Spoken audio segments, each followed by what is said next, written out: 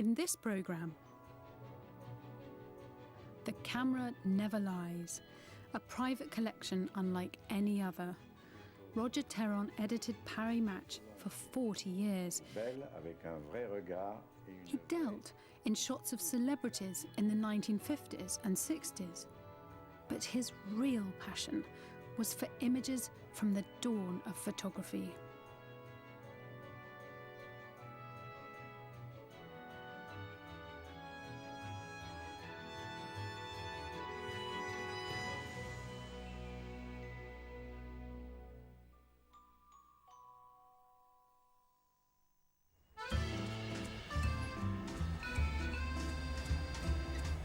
For 40 years, Roger Therond edited Paris Match, which he joined in 1949.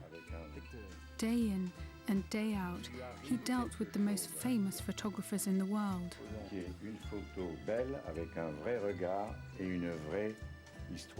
It was said that he could match an image to a news story in seconds. For this skill, the French press nicknamed him the Eye. Roger Therond loved photographs, and in the late 1960s, he started a private collection.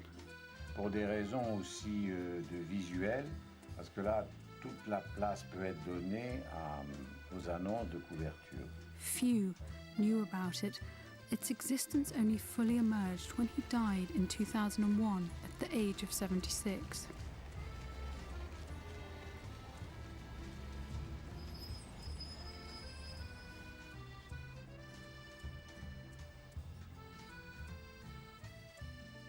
The collection survives in his family home, 3,000 images that tell the history of photography. Not through the contemporary shots that appeared in the pages of Paris Match, but through faint and fascinating, beautiful and sometimes blurred exposures from another age. The dawn of photography.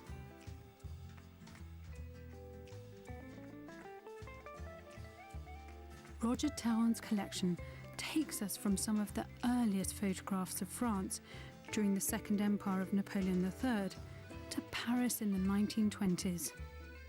It records the transition from what he called La France médiévale to modern France, and it includes the nation's achievements, its great rulers and writers, its explorations, all being recorded by a camera for the first time.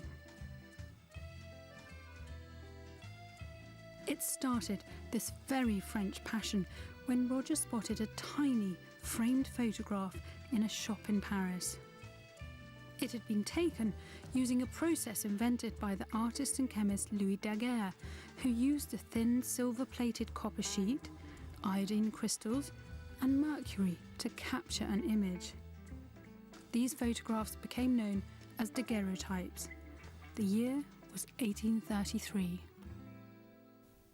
What was it that so captivated the young Roger when he saw one of these in a window of a Paris shop?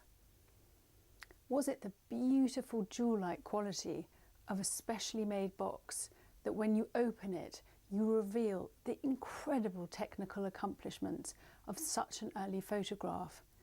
Was it the enigmatic appeal of this rather beautiful young woman, looking rather bored perhaps after sitting for rather a long time for her portrait? Whatever it was, it started Roger on a journey. If you turn it gently, tricky to do, the image appears either positive or negative. It's back to front, as in a mirror, because the side you're viewing is the side that originally faced the camera lens. And it's fragile, which is why daguerreotypes were usually sealed behind glass and presented in a case. Unlike portraits or paintings of landscapes on which people had relied for their view of the world, the camera never lied. True, the exposure time was long, so that if someone in a scene moved, they appeared twice. But the shock of seeing people and places as they really were must have been enormous. It makes me think perhaps it's the same curiosity, the same passion that took him to buy this Acropolis picture, again framed as an icon from its era, in a frame that dates from the picture itself. And it's a snapshot, one of the first snapshots of a place that I've never been to, and presumably at this date many others would never have been to. And yet here it is presented to us, and we can believe the authenticity, the validity of this photograph perhaps, because up until this date a drawing or a painting was what the artist who visited that site gave us as an impression of somewhere. And here we're beginning to have a work of art, a reflection, an image captured of a place that we can believe is real. It was this that attracted Roger Therond, and soon his house was filled with the forgotten smell of the 19th century. It is here still, but the collection has never been opened to television cameras.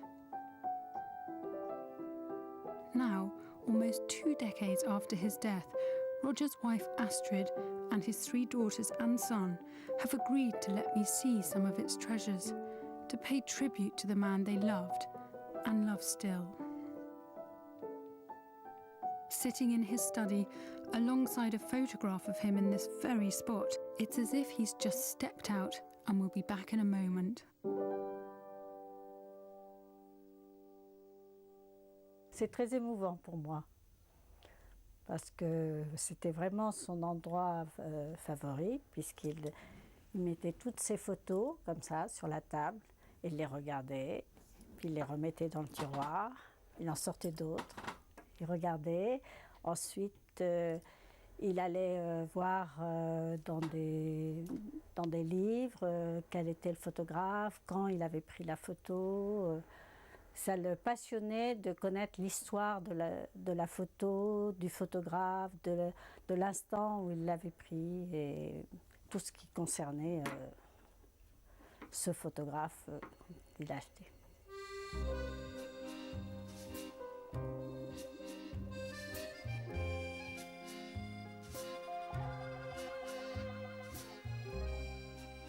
Paris is the backdrop to Roger Therond's story. He lived and worked here, and every Saturday morning, often before first light, he could be found at the flea markets hunting for photographs. He didn't think of himself as a collector. "Call me instead a vagabond of the photo world," he said.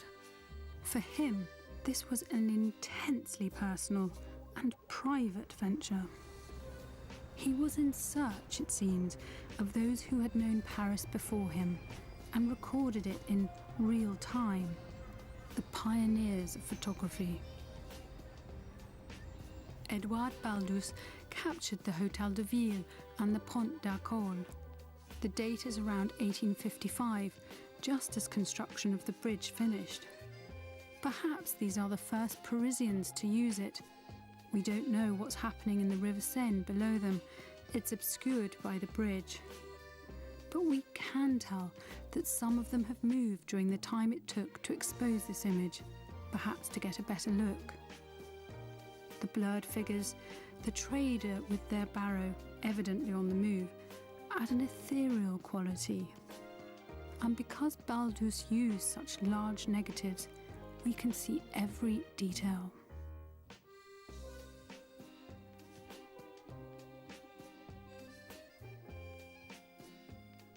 By now, the daguerreotype has been overtaken by salted paper prints and the calotype, invented by William Henry Fox Talbot, and in 1851 the collodion process, using glass plates coated with an emulsion of silver halides.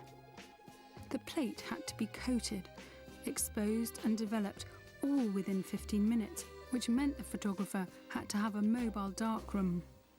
How did Roger decide which photograph to buy? Il ne décidait pas d'acheter un photographe, il ne décidait aucun, non. C'était un coup de cœur, uniquement par coup de cœur, toujours, toujours, toujours.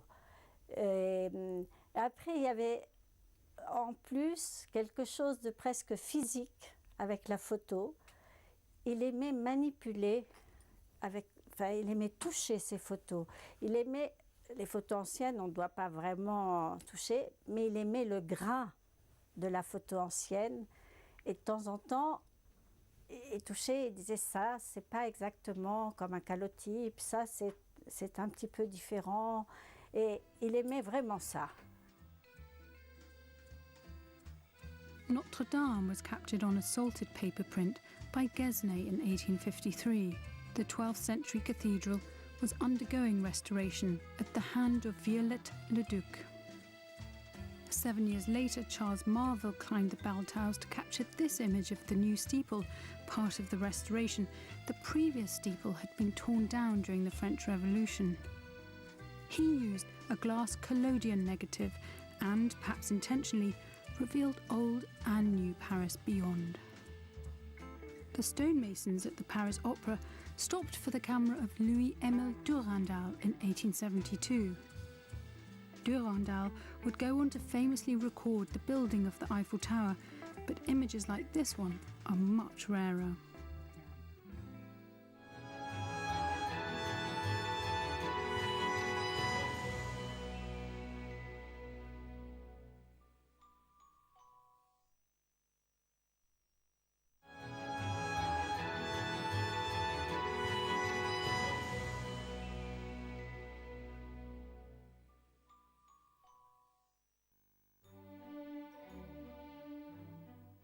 France was being transformed. As in Victorian Britain, its grand projects were a gift to the early photographers, especially as buildings don't move. And it wasn't just Paris. In Marseille, 900 houses were demolished and 16,000 residents relocated to allow the creation of the Rue Impériale. We know because Adolphe Terrasse was there. His photographs show the very latest earth-moving equipment being used, even a railway to take away the rubble. It's 1863. The project will take another 3 years to complete. The church of Saint-Cana was spared, but much of old Marseille was lost, which makes Terrasse's photographic record so important. The detail is astonishing. It's photographs like this that Roger Therond would search out in the Paris flea markets every Saturday.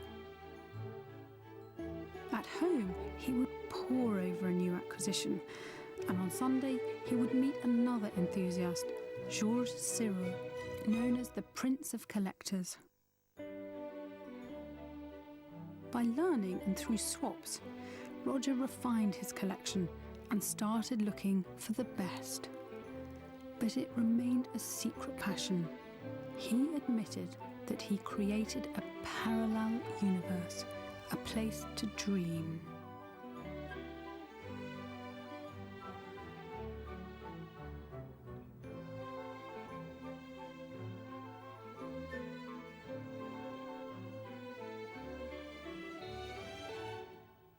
You've left Roger's room exactly as he left it. It could have been so easy to sell the collection, to make this room something else. Why did you decide to do that? J'ai décidé de garder la collection parce que c'était une façon de le faire vivre encore. Et j'ai l'impression qu'il est toujours là, toujours présent. Et même qu'il nous guide. Quelquefois, il passe en salle des ventes des photos assez étonnantes. Et j'ai l'impression qu'il me dit il faut que tu ailles acheter cette photo. Et je le fais. Et curieusement, j'obtiens cette photo. Donc, je pense qu'il est toujours là. Et puis, vendre la collection, j'ai eu plusieurs propositions, évidemment. Et j'avais toujours, quand j'arrivais à un moment, je me disais, mais c'est lui que je vends. Et ça, c'était pas possible. Today, photography is big business. Though there's still interest in the earliest images, it's the 20th century that gets all the attention in the sale rooms of the world. At Christie's, they're used to selling the very type of image that crossed Roger Therond's desk at Paris Match every day. From fashion, this is Susie Parker in a Dior evening dress as captured by Richard Avedon in 1956, to celebrities, Rita Hayworth by Bob Landy, Cecil Beatrice's portrait of Johnny Weissmuller as Tarzan, Faye Dunaway by Terry O'Neill. The big names fetch big money. Here's David Bailey shooting Verushka in 1965 in an image captured by Bert Stern. Specialist Philippe Garner, a veteran of these sales, explains why he thinks photographs have an enduring appeal. For all those people who are interested in collecting photographs, I guess they've come to one realization that there's a thing called the image. It's the picture itself, and you might see it reproduced in a book, and you might be very familiar with it. But then there's the object, and collectors are after the beautiful print, the extraordinary object, which has a real presence, and there is no substitute for seeing the works in the finest form as conceived by the photographer.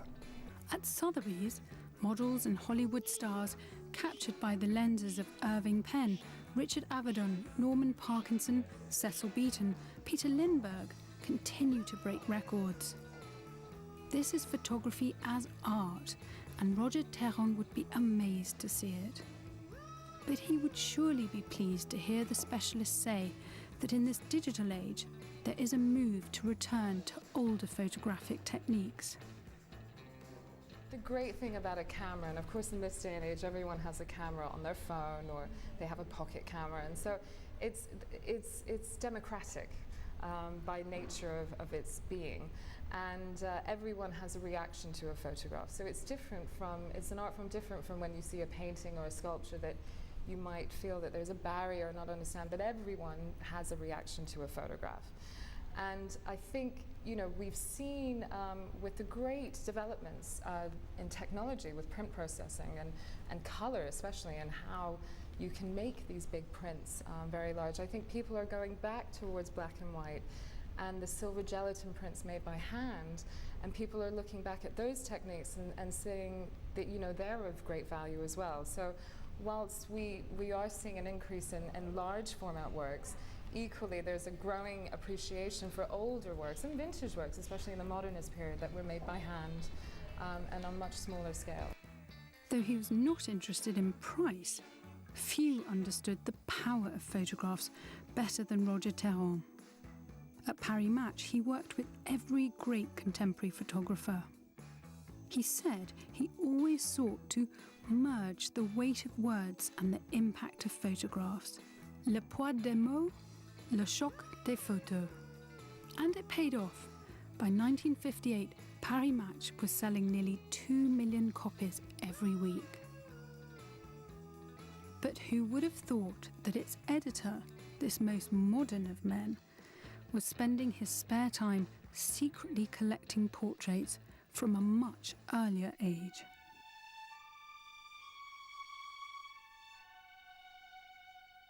The romantic novelist Victor Hugo in exile in Jersey in 1852.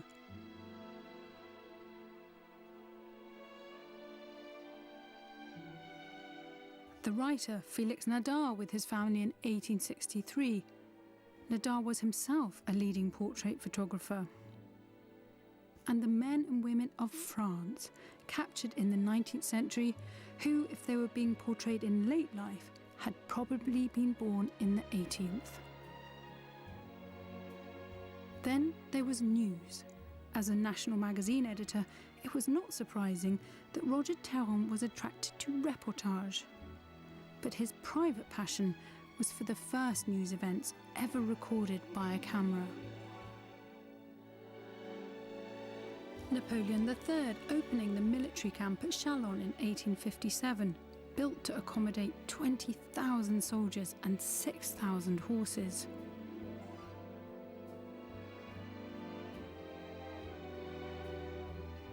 Demonstrations in Paris when Napoleon III was defeated in 1870. The Second Empire collapsed to be replaced by the Third Republic at war with Prussia. Paris was under siege, and for 4 months in 1871, the Commune, a radical socialist government, held sway. The symbols of empire, including the statue of Napoleon I in the Place Vendôme, were easy targets. It could be Iraq or Libya in our lifetime, but it was 130 years earlier.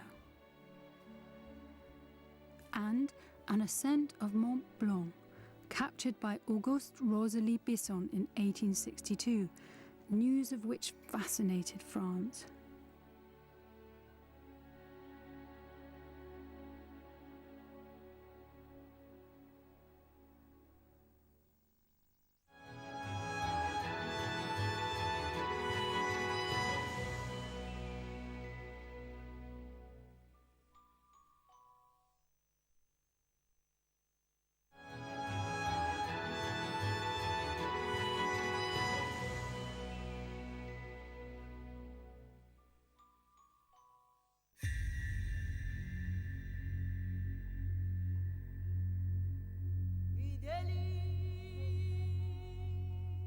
Perhaps the most remarkable photographs of Roger Therond's collection were not taken in France at all, though they were made by Frenchmen.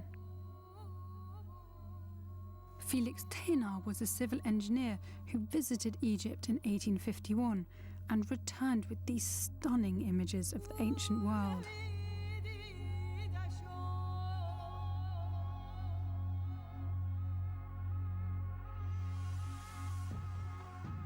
Thénard published 2 volumes of the pictures he took, and this shot of the temple of the island of Philae in Nubia comes from his personal copy of the album.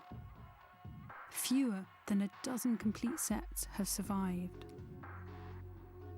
50 years later, the monuments here, representing buildings from the pharaohs to the Caesars, would find themselves in the middle of the new Aswan Dam. In 1960, they were dismantled block by block and moved to high ground nearby. Félix Thénard's images show them in their original position.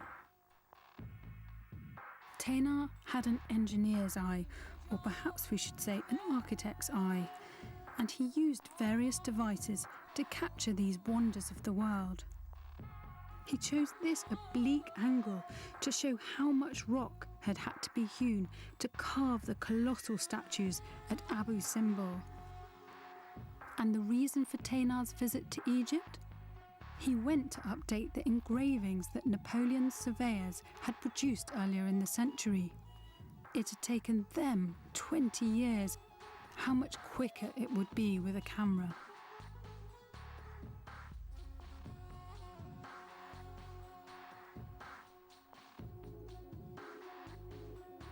The Orient fascinated photographers and their audience.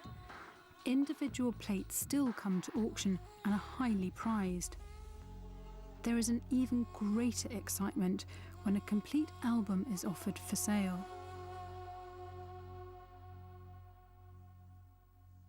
En 75, il a eu un coup de foudre. Il était chez un libraire qui vendait l'album du duc de Chartres. Le duc de Chartres étant le petit-fils du roi Louis-Philippe. Et le duc de Chartres avait fait un voyage en Orient.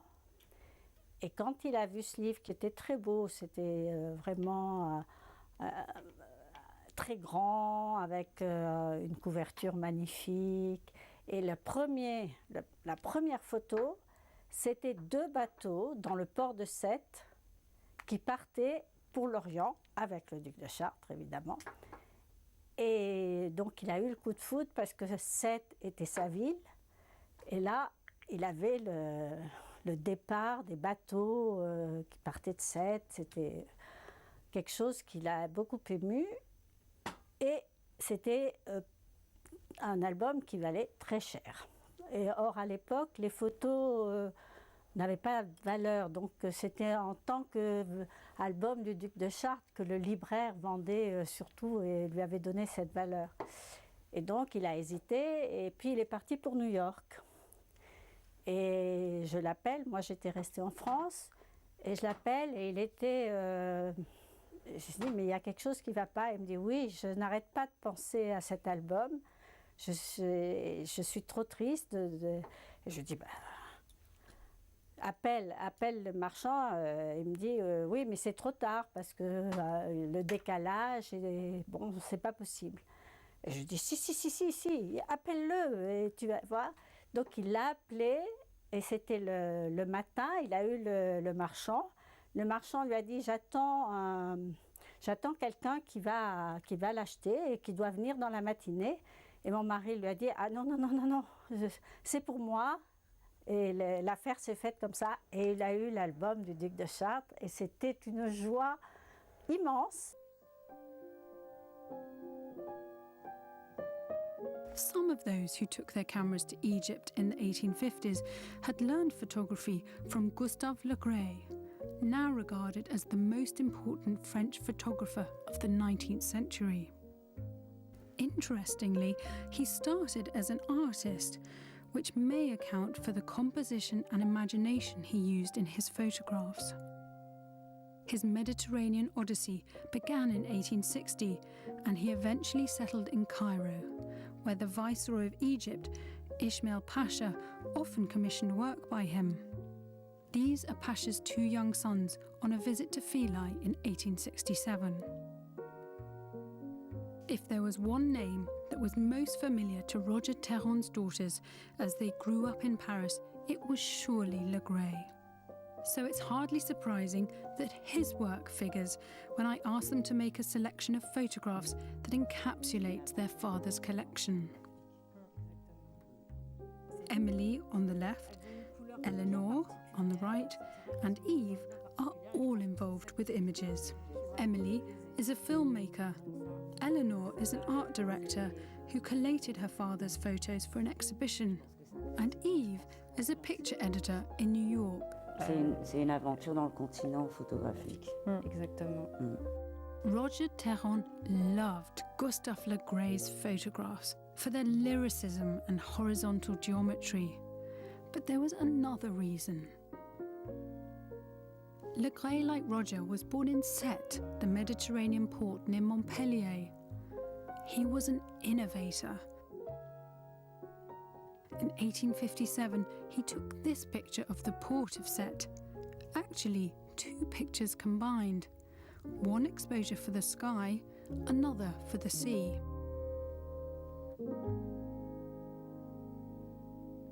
C'est un des premiers photomontages où on voit la trace là du photomontage, où Le Gray ajustait ses ciels pour mettre en valeur son image. Pour moi, c'est beaucoup lui parce que elle est très poétique. Et c'était un poète, il adorait la poésie. Donc, il écrivait des poèmes aussi. Elle est quand même assez ancienne, c'est Lopé. Ouais, Lopé. 1880. En fait, on dirait presque une photo de Brassailles, Paris la nuit. Je pense que ça lui faisait penser à ça et tout ça. C'est pour ça que je pense qu'il a bien aimé ces photos de Lopé, qui sont pas noir et blanc, elles sont un petit peu...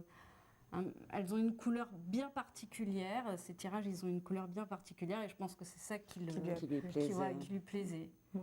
Bon, ça... Le baiser de Man Ray, je pense que c'est un classique, mais je pense réellement que c'était une de ses préférées. Parce que moi, je le revois, en fait, nous disant « Venez voir les filles, qu'est-ce que vous voyez quand vous clignez des yeux ?» Et alors, quand on cligne des yeux, qu'est-ce qu'on voit? Eh bien, on voit une petite gitane qui est en train de danser. Et c'était ses cigarettes, d'ailleurs. Il fumait des gitanes. Donc voilà, ça nous rappelle plein de souvenirs. Celle-là, j'ai la fosse à la maison. La fosse? La fosse, ouais. Quand il a fait son livre avec Éléonore, elle m'a donné les premières impressions. Comment ça s'appelle? C'est un nom, tu sais, les premiers tirages. Oui, quand on a fait la photogravure, ouais. Je l'ai piquée pour la voir quand même, parce qu'on ne peut pas évidemment l'accrocher, parce qu'elle est trop fragile, mais du coup j'ai une... Et là, il nous récitait Baudelaire. Non mais ça c'est évidemment, celle-là, elle est magnifique, c'est une de ses plus belles photos pour moi. Enfin, pour nous tous. Ouais. C'est une des plus belles.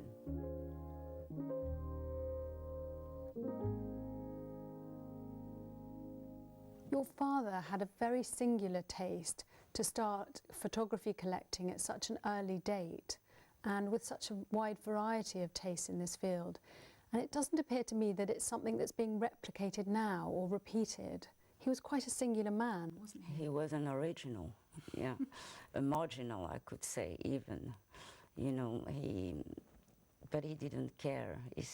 He wanted to do it, he did it, and then the result is amazing. So originality is something that, you know, sometimes drive you to something that you don't know but exists with an amazing result. We can see that his legacy, his passion, his devotion to aesthetics and the creative process is really something that you've all inherited and continued. That's true. We realized it as well later in life. When I was a kid, you know, I couldn't touch a camera because it was like forbidden to me, because I was so respectful of all these photographs that I just couldn't do the same. And then later in life, I realized that I worked in images as my two other sisters. One is an art director, the other is a director. Film and images and photography is in all our lives.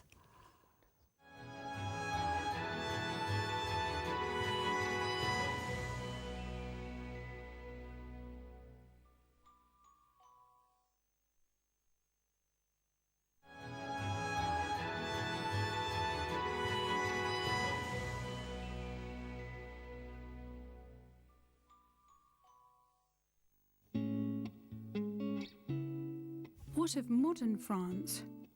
There's Paris in 1928 by Germaine Krul. Henri Cartier-Bresson's picture of the philosopher Jean-Paul Sartre in 1946. And there's the work of Jacques-Henri Lartigue, boxes of it. In later life, Roger befriended Lartigue, which may account for the number of his photographs in the collection.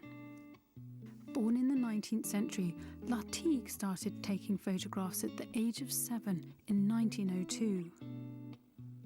As the shutter speed of cameras increased, he was able to capture movement in a way that would have been impossible 50 years earlier. These are striking images, from the woman striding across the beach at Biarritz in 1902 to a portrait of Lartigue's partner, René Pearl, in 1931. But the closest Roger Therond's collection comes to modernism is in the work of the Surrealists, who found they could manipulate an image so that we no longer believed it was a true and faithful representation, in contrast to the portraits and landscapes in the daguerreotypes. For the Surrealists, photography had become like an art form. Roger Therond's collection evolved in phases. Daguerreotypes were followed by travel photography, and one of the most interesting is his collection of surrealist photographs. And there are two rather special examples next to me. Man Ray's portrait of Jean Cocteau playing with a portrait sculpture that Man Ray made of him, photographed by Man Ray. So a rather humorous double portrait, and such a witty addition to this collection, which has a great sense of humour tucked away amongst the portraits. The other image is by the photographer Dora Maar, most popularly known as Picasso's lover and the muse of a great many of his best pictures. And here we have her. Perhaps she has a surrealist taste and a great sense of humour too. We can only just make out the witticism and the humour in this portrait. And of course, Roger knew and was friends with many of the surrealists. Dora Maar's experiments were radical, and now, of course, surrealism is highly valued. But Roger Therond's collecting was never about money, though there's no denying that by the time he died, photography had been accepted and promoted by the auction houses as art. Roger had known it all along. Eve, what a special day. Your mother has spoken so beautifully about your father. The three sisters, the three Graces, have all been here today and chosen and talked about their favourite works. What a tribute to a remarkable man. Yeah, I think it's emotional for all of us because first the whole family is reunited in this house, in this room where he received his last photograph and from where he went away to his last voyage. So for us to be all in this room and to talk about him. And surrounded by his favourite Surrounded by, I feel his presence, of course. Yeah, it doesn't feel like there's anything missing. And what is the future of the collection? How will you all keep this wonderful man's vision and personality and collection alive like you are now? Well, listening to him, he left us with this amazing love, and we're gonna honor his love of photography as long as we can. What an amazing family you are, and I can only admire how you've kept his memory alive, and what a tribute to him that his mezzanine that we sat on looks like he was there this morning with us. It really has been such a special day. Thank you. Thank you. 2 years before his death, Roger Therond wrote, "I like the feel of an old photograph in my hands. I like the haziness of the calotype. The coarseness of the salted paper has a charm that appeals to the fingertips. And I like it that the wind has turned in our favour and that the perfume of photography pervades the new millennium."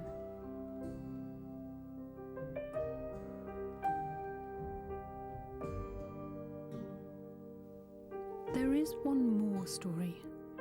Like all collectors, Roger Therond loved the chase.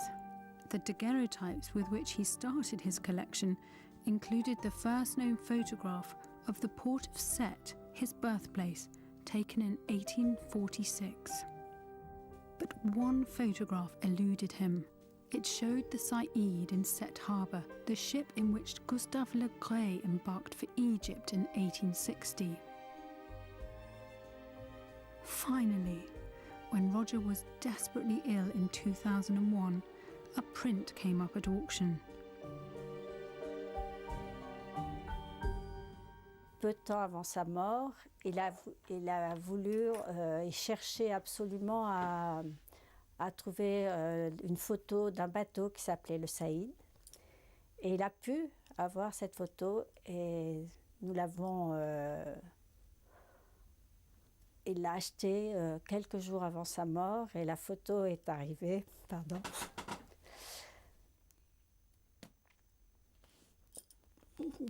2 jours avant qu'il décède, et là, il était sur son lit, vraiment très mal, et ça a été un immense bonheur, parce que il avait ce bateau, mais il y a aussi quelque chose d'extrêmement symbolique, puisque sa première photo, en gros, c'était le départ de Sète sur le bateau, et la dernière photo, c'était le bateau à Sète. Donc, la boucle était bouclée.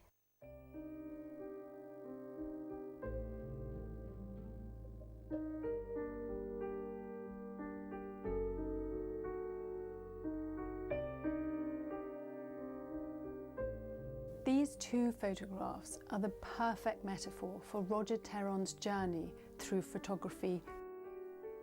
He was a young man from Sète, and here we have 2 photographs of Sète. One which he bought at the beginning of his collecting adventure, and we see boats ready to leave for the Orient on their own adventure. In the second photograph, so poignantly, we see one lone ship returned safely to harbour, and this photograph arrived in Roger's collection only 2 days before he died.